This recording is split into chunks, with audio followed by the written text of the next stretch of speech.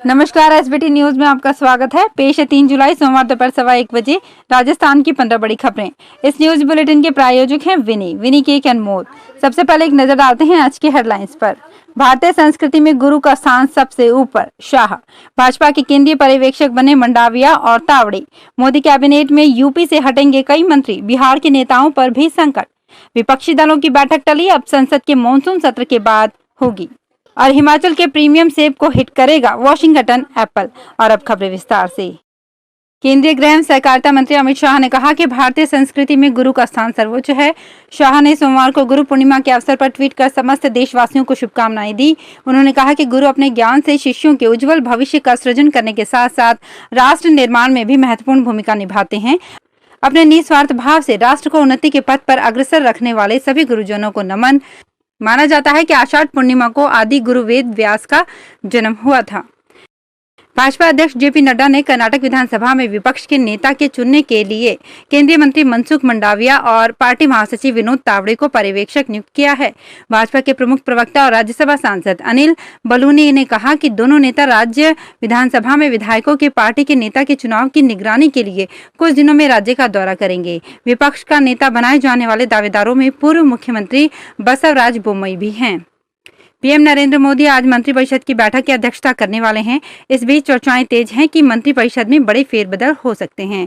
चुनावी राज्यों के कुछ नेताओं को एंट्री मिल सकती है और कुछ लोगों को बाहर किया जा सकता है। यही नहीं, धर्मेंद्र प्रधान और पीयूष गोयल जैसे सीनियर मंत्रियों को संगठन में अहम भूमिका दी जा सकती है ताकि वे लोकसभा चुनाव में समय दे सके। चर्चा है कि मंत्रिमंडल विस्तार में महाराष्ट्र, मध्य प्रदेश, राजस्थान और छत्तीसगढ़ जैसे राज्यों को प्रमुखता मिल सकती है। इसके अलावा यूपी, बंगाल और बिहार जैसे राज्यों से कुछ मंत्री कम हो सकते हैं। 12 से 14 जुलाई के दौरान होने वाली विपक्षी दलों की बैठक टल गई है। जेडीयू नेता केसी त्यागी ने बताया कि अब ये बैठक संसद के मॉनसून सत्र के बाद होगी। माना जा रहा है कि महाराष्ट्र में हुए राजनीतिक घटनाक्रम की वजह से इस बैठक को टाला गया है। प्रधानमंत्री नरेंद्र मोदी ने अमेरिका से लौटने के बाद वॉशिंगटन एप्पल पर इंपोर्ट ड्यूटी 70 से घटाकर 50% की है। इसका असर हिमाचल के प्रीमियम सेब पर पड़ेगा। नॉर्मल क्वालिटी एप्पल को पहले ईरान और तुर्की का सेब हिट कर रहा था। अब प्रीमियम एप्पल पर वॉशिंगटन के सेब की मार पड़ेगी। इससे हिमाचल के प्रीमियम सेब उगाने वाले बागवानों की चिंताएं बढ़ गई है। साल 2017-18 में जब वॉशिंगटन एप्पल पर इंपोर्ट ड्यूटी 50% थी, तब वॉशिंगटन से भारत के लिए 1,27,908 मीट्रिक टन एप्पल इंपोर्ट किया गया था। इंपोर्ट ड्यूटी बढ़ते ही वर्ष 2022-23 में वॉशिंगटन से सेब का इंपोर्ट मात्र 4,486 टन रह गया।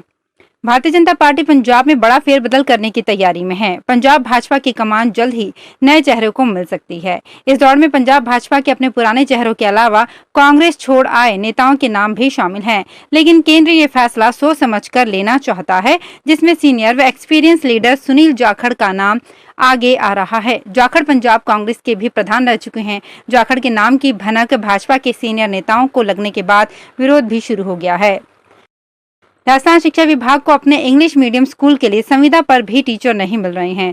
ऐसे में रिक्त पदों से 2-3 गुना कैंडिडेट्स को बुलाया जा रहा है। राज्य के इंग्लिश मीडियम स्कूलों में संविदा पर होने वाली भर्ती प्रक्रिया के तहत लेवल 2 में इंग्लिश विषय के 1,219 रिक्त पदों को भरने के लिए शिक्षा विभाग में सेकेंड फेज में 3,751 विद्यार्थियों को शॉर्टलिस्ट किया गया है।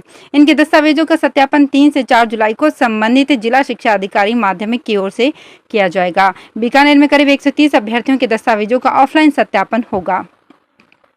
अजमेर डिस्कॉम की ओर से 11 जिलों में खोली गई 189 हेल्प डेस्क का एक साल भी सुचारू संचालन नहीं हो पा रहा है।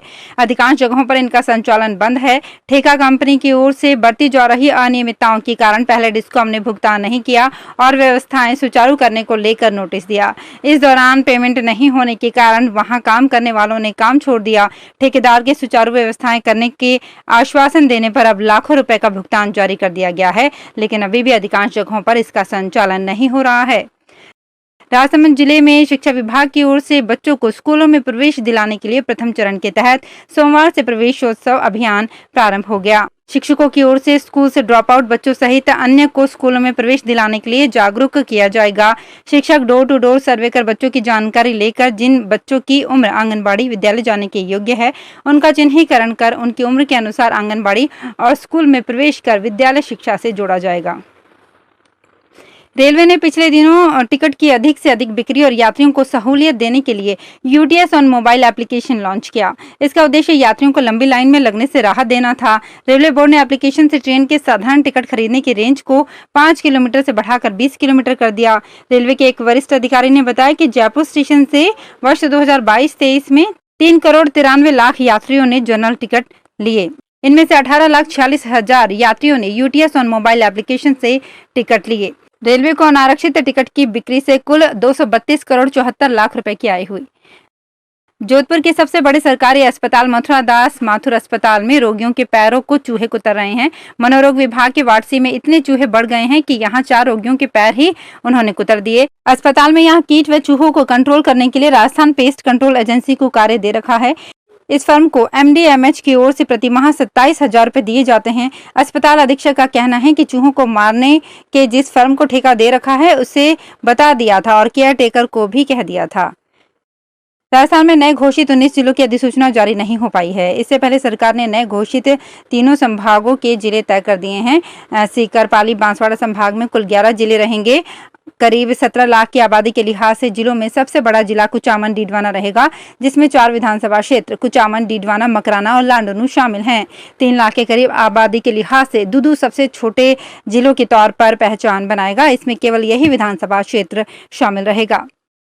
केंद्रीय सड़क परिवहन मंत्री नितिन गडकरी के 4 जुलाई को प्रस्तावित प्रतापगढ़ दौरे की तैयारियों को लेकर रविवार को कलेक्टर व पुलिस अधीक्षक ने कार्यक्रम स्थल का जायजा लिया और व्यवस्थाओं को लेकर दिशा निर्देश दिए। केंद्रीय सड़क परिवहन मंत्री प्रतापगढ़ में राष्ट्रीय राजमार्ग 56 पर बनने वाले बाईपास निर्माण की आधारशिला रखेंगे। गडकरी सुबह उदयपुर से हेलीकॉप्टर से प्रतापगढ़ पहुंचेंगे। उसके बाद 11 बजे दशहरा मैदान पर होने वाली जनसभा को संबोधित करेंगे। वे इस मौके पर संभाग की अन्य केंद्रीय सड़क योजनाओं का भी लोकार्पण और शिलान्यास करेंगे।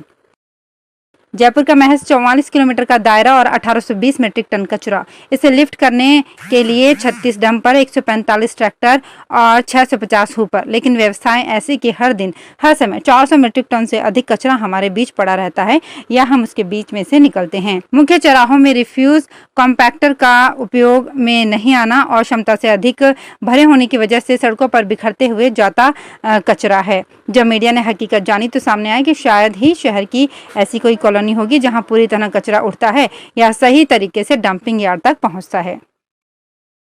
राजसमंद जिले के सभी सरकारी विद्यालयों में नए सत्र में विद्यार्थियों को पढ़ाई के साथ अन्य गतिविधियां भी कराई जाएंगी। इससे विद्यार्थियों की रचनात्मकता भी बढ़ेगी। इसके लिए नए शिक्षा सत्र से हर शनिवार को नो बैग डे के रूप में मनाया जाएगा, यानी विद्यार्थियों को शनिवार को बिना बैग के स्कूल जाना होगा। इस दिन स्कूल में अलग अलग गतिविधियों का आयोजन किया जाएगा। राज्य सरकार ने गत शिक्षा सत्र में हर शनिवार को नो बैग डे घोषित किया था। इससे जहां विद्यार्थी स्कूल आने पर बोर नहीं होंगे, वहीं उनकी योग्यता और रुचि भी सामने आएगी। तो फिलहाल इस बुलेटिन में इतना ही। फिर हाजिर होंगे कुछ और बड़ी खबरों के साथ।